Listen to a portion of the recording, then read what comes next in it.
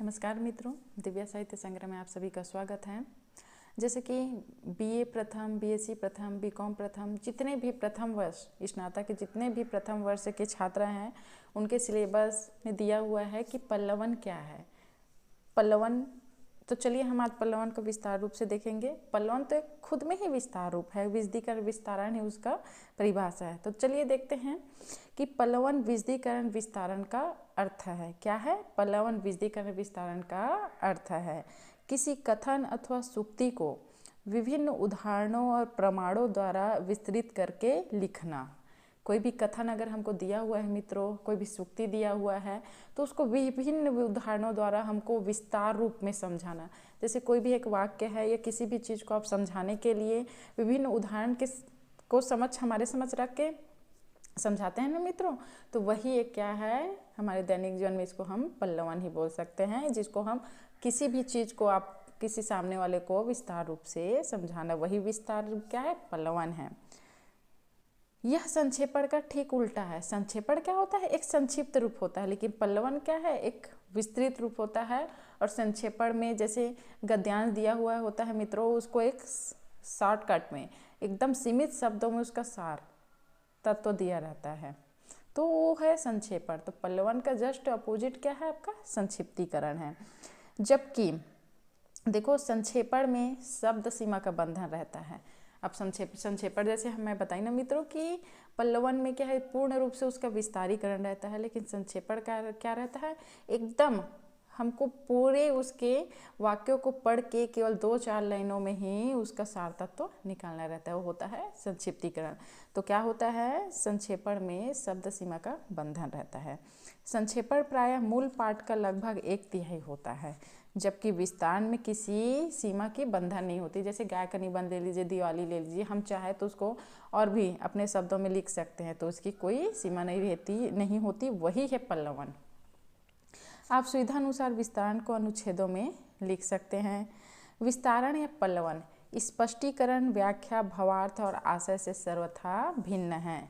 स्पष्टीकरण मुख्य रूप से अवतरण में आई दुरूह पंक्तियों या क्लिष्ट वाक्यों का किया जाता है। स्पष्टीकरण में दुरूहता को स्पष्ट किया जाता है, पर विस्तारण में अर्थ की दुरूहता सुलझाने का मुख्य उद्देश्य नहीं रहता। मुख्य उद्देश्य रहता है भाव का प्रसार। इसमें कोई भी दुरूहता, क्लिष्टता आती है उसको निपटाना, इसमें का कोई उद्देश्य नहीं रहता मित्रों। इसमें भाव को पूर्ण रूप से विस्तार करना रहता है, बस इसका लक्ष्य। इसी प्रकार व्याख्या में गद्यांश या पद्यांश की पंक्तियों की सभी विशेषताओं को इस प्रकार उद्घाटित किया जाता है कि उनमें अभिव्यक्त विचार स्पष्ट रूप से सामने आ जाए। देखिए मित्रों, क्या होता है, पल्लवन जिन वाक्यों सूत्रों का किया जाता है वे अपने नैसर्गिक सुगठन सगुफन के कारण कथनबंध बने गए होते हैं। जिस प्रकार लोकोक्तियों की रचना के मूल में एक पूरा संदर्भ होता है, उसी प्रकार सूत्रों केंद्रीय भाव वाले वाक्यों अर्थात सूक्तियों और कथनबंधों के मूल में एक विचारात्मक या भावात्मक प्रवाह होता है। तो चलिए देखते हैं मित्रों, हम पल्लवन की परिभाषा देखते हैं कि संक्षेपण की भांति पल्लवन भी हिंदी के लिए नवागंतुक है, इसलिए अभी इस पर यथेष्ट विचार विमर्श नहीं हुआ है। तो चलिए हम देखते हैं किन्हीं किन्हीं के द्वारा दिए हुए भिन्न हिंदी अंग्रेजी परिभाषा अनुवाद के लिए दिए गए हैं। इसके जो पल्लवन के लिए अनुवाद रूप में उसके परिभाषा दिए हुए हैं, तो देखते हैं उसका विस्तार रूप।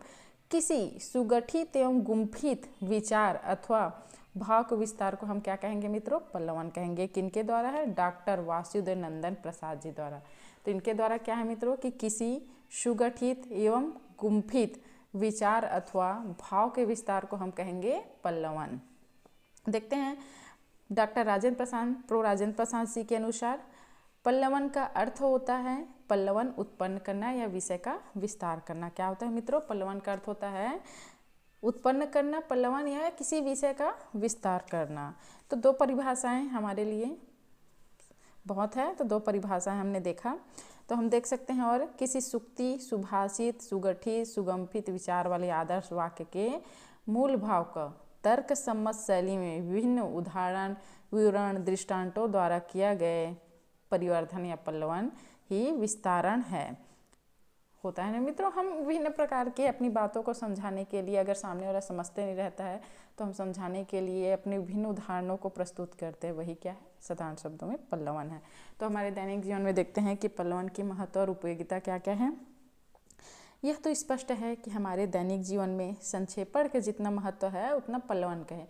अभी बढ़ती हुई व्यस्तताओं को देखते हुए हम संक्षेपण का ज़्यादा उपयोग में लाते हैं। संक्षेपण जो विस्तार में हमें ना हो के एक 2 लाइन में हम उसके भाव को समझ जाएं, लेकिन उसी के लिए उसी जैसा संक्षेपण महत्वपूर्ण है वैसे ही पल्लवन का भी महत्वपूर्ण है। तो देखते हैं, यह तो स्पष्ट है कि हमारे दैनिक जीवन में संक्षेपण का जितना महत्व है पल्लवन का नहीं है। संक्षेपण ने व्यावसायिक और प्रशासनिक क्षेत्र में अपना महत्वपूर्ण स्थान बना लिया है। अब क्या अभी इतनी लोग व्यस्त रहते हैं तो अभी के समय में उसका सार चीज़ जानना उनके लिए जरूरी रहता है। बाकी वो विस्तार से समझना कोई नहीं चाहता, केवल मूलगर्भित चीज़ें पता चल जाए। देखते हैं, आज के उद्योगपति, व्यवसायी अथवा उच्च अधिकारियों के पास इतना समय नहीं है कि पूरे पत्र व्यवहार को पढ़े, इसलिए जिन मसलों पर उन्हें निर्णय लेना है वे तत्संबंधी पत्र व्यवहार का सार ही जानना चाहते हैं। चूँकि संक्षेप में सभी महत्वपूर्ण तथ्यों का समावेश होता है, इसलिए वे उसे पढ़कर अपना काम चला लेते हैं। पल्लवन की दैनंदिन जीवन की ऐसी कोई आवश्यकता नहीं है, किंतु इसका भी अपना महत्व और उपयोगिता है। देखिए, पल्लवन का ऐसी हमारी जीवन में उतनी ज़्यादा आवश्यकता नहीं है, लेकिन इसकी भी अपनी क्या है, एक महत्व और उपयोगिता है। सभी भाषाओं में कुछ ऐसे लेखक और विचारक होते हैं जो अपनी गंभीर विचारों के लिए ऐसी शैली में लिखते हैं, इनका यथार्थ बहुत सरलता से सबकी समझ में नहीं आता है। जैसे कुछ से सूक्ति व्याख्याएं ऐसे होती हैं जिनका आसानी से उनका व्याख्या अर्थ हमको समझ में नहीं आता, वहीं पे हमको ज़रूरत पड़ता है पल्लवन का। तो चलिए हम पल्लवन के रचना रूप देखते हैं, तो किन किन तरीकों से उसका निर्माण होता है। तो पल्लवन और स्पष्टीकरण, तो पल्लवन स्पष्टीकरण दोनों में विस्तार मूलाधार है, पर इस एक मूलाधार के होते हुए भी दोनों के कार्य क्षेत्र में अंतर है।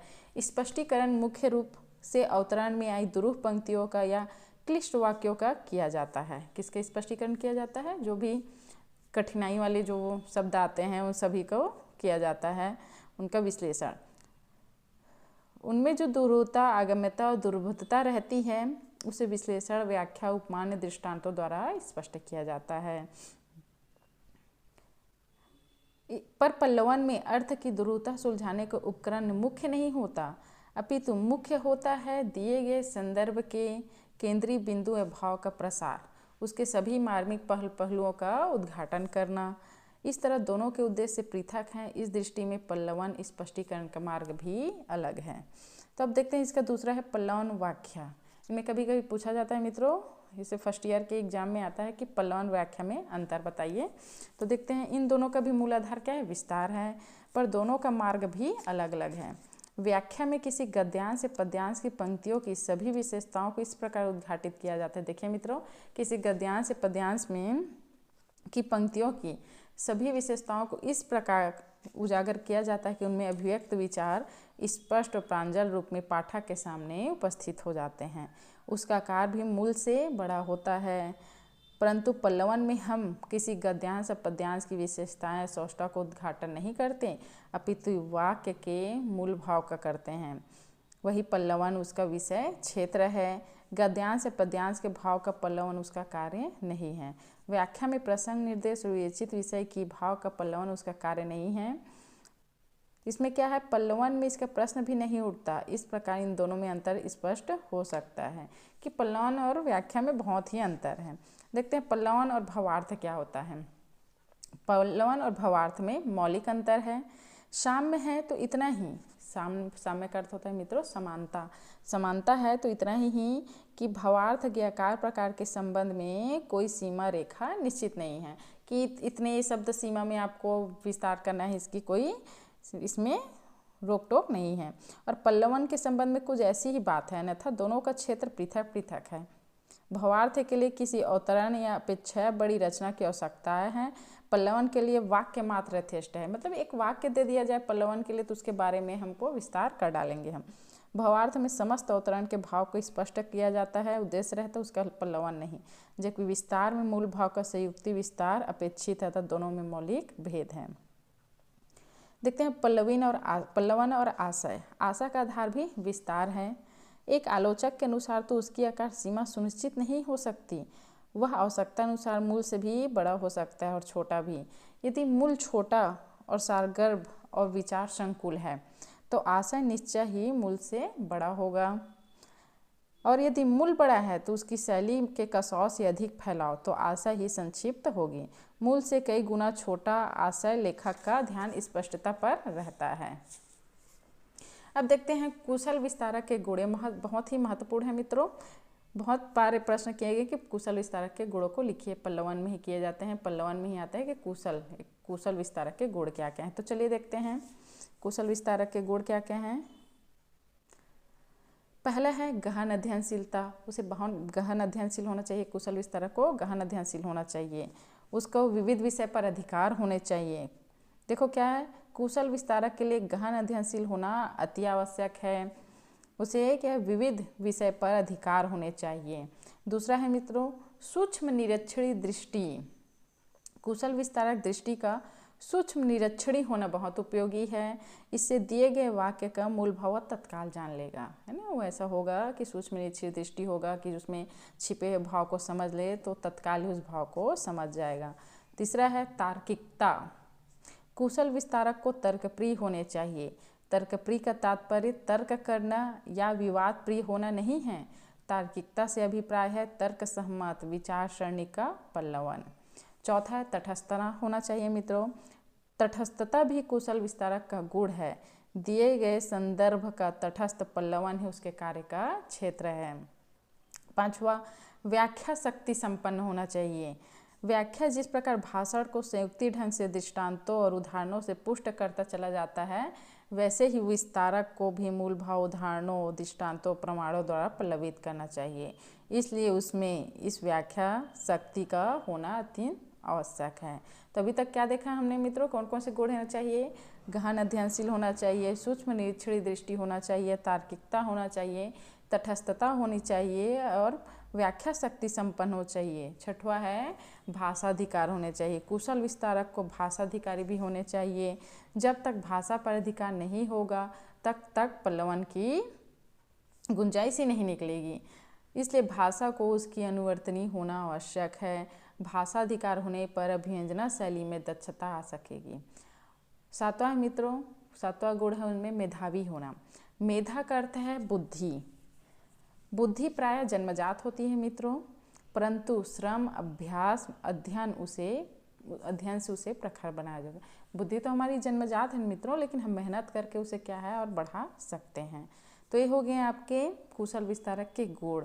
अब देखते हैं हम पल्लवन की विधि कि पल्लवन करते कैसे हैं। उसकी एक विधि होती है मित्रों, तो विधि को देखते हैं हम कि पल्लवन को करते वक्त हमें निम्न नियमों का पालन करना चाहिए। पहला है वाचन। तो देखते हैं पल्लवन के लिए दिए गए वाक्य, सूक्ति, लोकोक्ति, कहावत को बार बार क्या हमको पढ़ना चाहिए ताकि हम उसका मूल भाव को समझ के हम विस्तार कर सकें। दूसरा है मूल भाव के पोषक भाव की खोज।